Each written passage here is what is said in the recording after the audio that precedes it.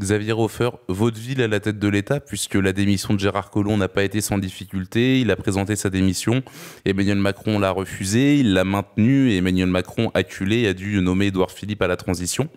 Et en attendant de trouver son successeur, quel bilan peut-on tirer de ces 15 mois, 16 mois de Gérard Collomb au ministère de l'Intérieur? Son temps de ministre de l'Intérieur n'a à peu près servi à rien.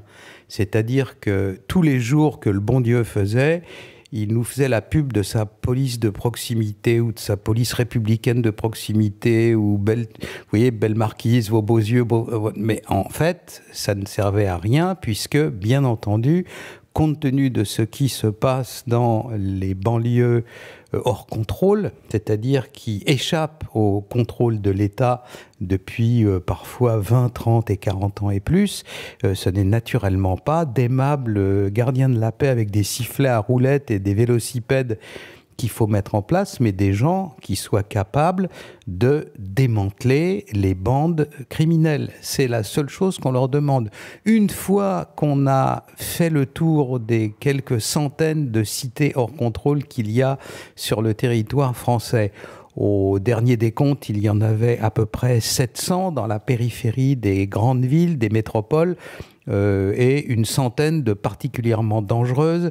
Par particulièrement dangereuse, j'entends que jadis, ce président de la région Provence-Alpes-Côte d'Azur, qui était socialiste, M. Vauzel, avait parlé de quartier en sécession. C'est un terme terrible. La guerre de sécession, c'est pas rien quand même. Voilà. Donc, des quartiers en question, il faut y rétablir l'ordre. Quand on y aura rétabli l'ordre, après ça, tout va bien. C'est même M. Borloo. Qu'on fasse des maisons pour les mamans des cités, si elles se sentent mieux comme ça, mais pourquoi pas d'abord rétablir l'ordre. Vous avez vu ce qui s'est produit le soir de la victoire de la France en Coupe du Monde. Il y a eu des émeutes dans une cinquantaine de villes simultanément. Les émeutes en question, dont la presse de M. Drahi et de M. Niel, dont Le Monde, dont Libération, dont France Info parlaient comme de rixes ou de choses comme ça qui avaient gâché la bonne ambiance générale. En réalité, c'était d'affreuses émeutes. Il y a eu des centaines de voitures brûlées. Il y a eu des dizaines de blessés graves. Il y a eu des commissariats, des policiers, des pompiers agressés une fois de plus, mais cette fois-ci dans 50 000. Et je peux vous garantir que chez les policiers, on le sait par les syndicats de policiers et puis aussi par de hauts dirigeants de la police, ça fait l'effet d'une douche froide.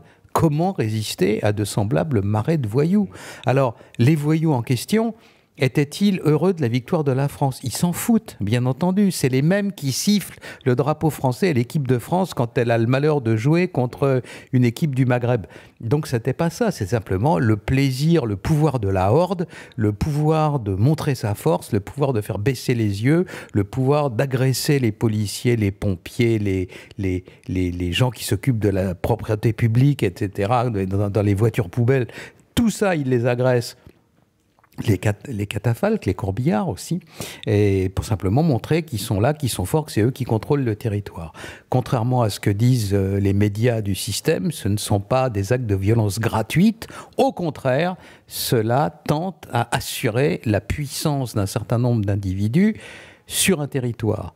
Si c'était simplement des voyous, ça irait bien. Mais maintenant, on sait que ce sont des hybrides, à savoir que derrière les petites racailles qui font brûler les voitures, il peut fort bien y avoir de proto ou de futurs terroristes.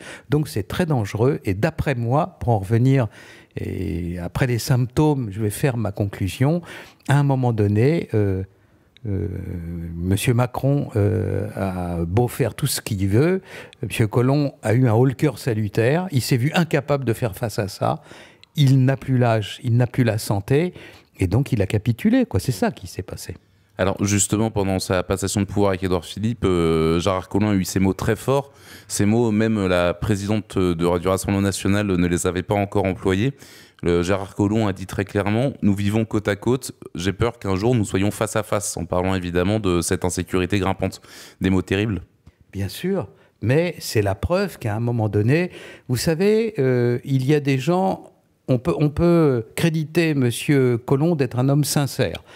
Quand il a pensé que l'avenir, c'était le jeune Macron, il n'a pas joué avec les mots, il n'a pas dit un jour oui, un jour non, il y a été franco. C'est un homme qui a une certaine forme de sincérité, et à un moment donné, un, il a vu qu'il n'y arriverait pas, et deux, il a dit pourquoi. Et c'est une sorte de testament, à savoir que ce qu'il a fait, ça indique la voie à son successeur. Soit vous arriverez à mettre fin à cette situation dans laquelle il y a des quartiers hors contrôle, occupés par des meutes et par des hordes extrêmement violentes et qui s'en prennent à tout le monde, et notamment à ceux qui représentent l'ordre et l'autorité publique, ou on n'y arrivera pas.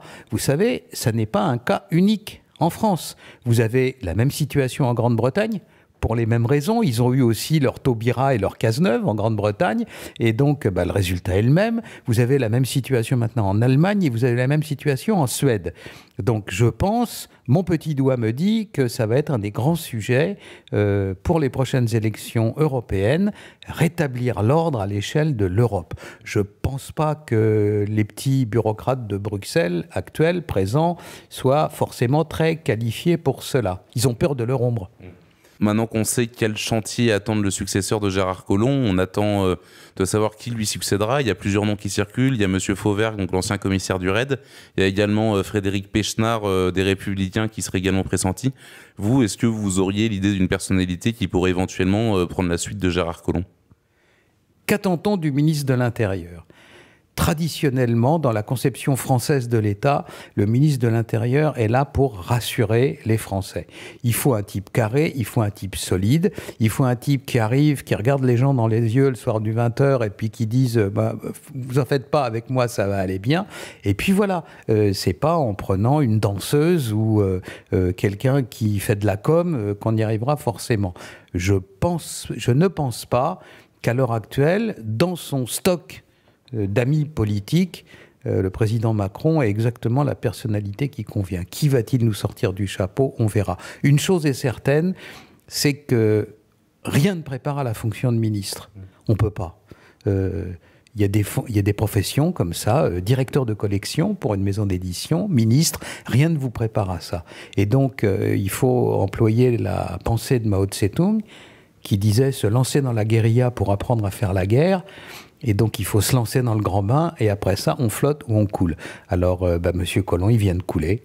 Voilà, reste à souhaiter pour la France et pour ses habitants que son successeur surnagera en faisant face au vrai problème, celui des bandes criminelles qui, dans les cités, pourrissent la vie à leur entourage et de plus en plus au reste des Français.